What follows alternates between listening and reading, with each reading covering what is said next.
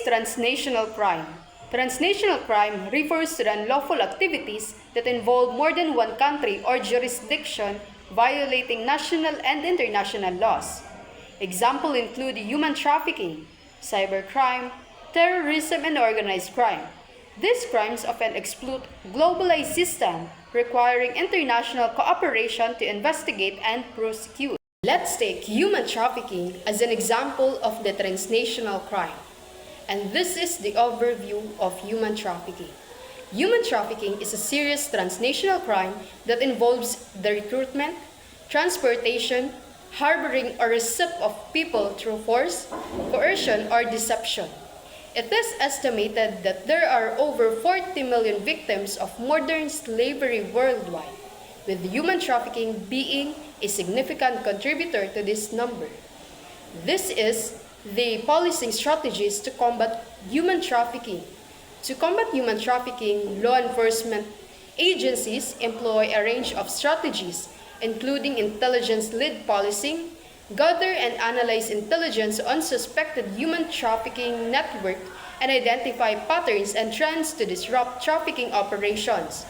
Also, international cooperation can be used to combat a transnational crime, which is the human trafficking. It collaborates with international partners to share intelligence and best practices, and participate in joint operations to disrupt transnational trafficking networks.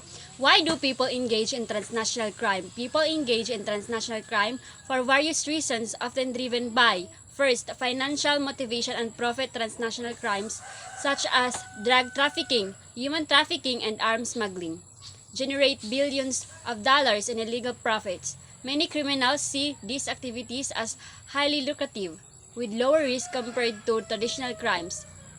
Second was because of poverty and lack of opportunities. In many cases, individuals, especially in developing countries, turn to transnational crime because they lack legitimate economic opportunities. They may be recruited by criminal networks offering money, employment, or false promises of a better life. Also, globalization and technology advancements in technology and global trade have made it easier to commit transnational crimes. Criminals, for example, can conduct fraud, identity theft, and hacking from anywhere in the world without crossing physical borders. Organized criminal networks is also one of the reasons why mostly of individuals engage in transnational crime. Many transnational crimes are operated by powerful criminal organizations such as drug cartels, mafias, and terrorist groups. These groups recruit individuals, often forcing them into illegal activities or using threats against their families, and in some cases, individuals join criminal organizations due to social pressure from family or community members already involved in crime. In regions where illegal activities dominate the economy, people may feel they have no other choice. Also, community and societal engagement, while international efforts and technological advancements are crucial. Addressing the root causes of transnational crime is equally important. Many transnational crimes such as drug trafficking and human trafficking thrive in environments marked by poverty, political instability, and weak governance. To effectively combat these crimes, it is necessary to address these underlying social and economic factors. Education, poverty alleviation, and stronger governance frameworks can reduce the appeal of criminal activity. Communities must also be involved in identifying and reporting crime.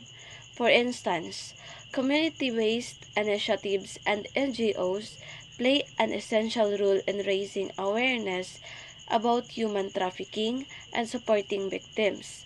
Victim-centered approaches that provide resources for rehabilitation and reintegration can weaken the foundations of criminal organizations. Transnational crime refers to criminal activities that span across national borders, involving multiple countries. This crime includes human trafficking, drug trafficking, arms smuggling, cybercrime, terrorism, money laundering, and organized crime syndicates.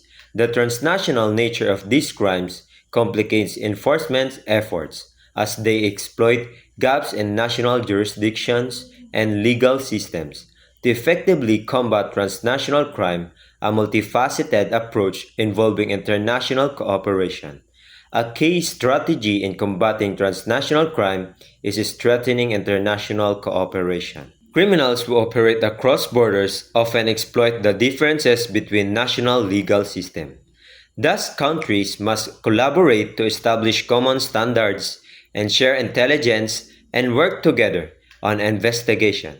International organizations such as Interpol, the United Nations Office on Drugs and Crime, and the Financial Action Task Force, or FATF, play a pivotal role in fostering global partnerships.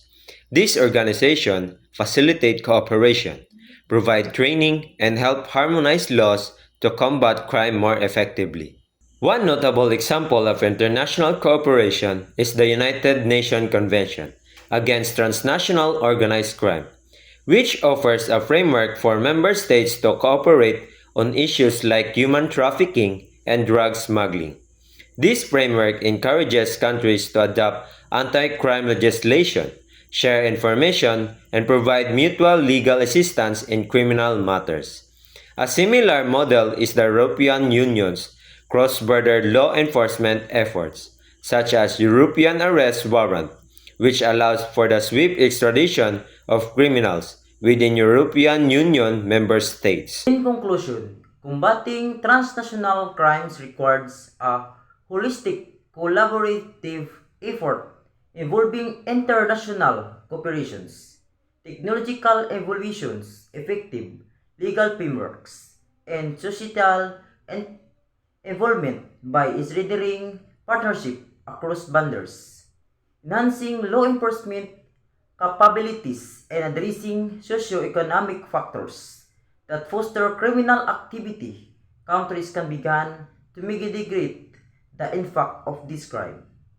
Ultimately, a coordinated approach is vital to effectively counteract transnational crime and protect the security, stability, and welfare of societies globally.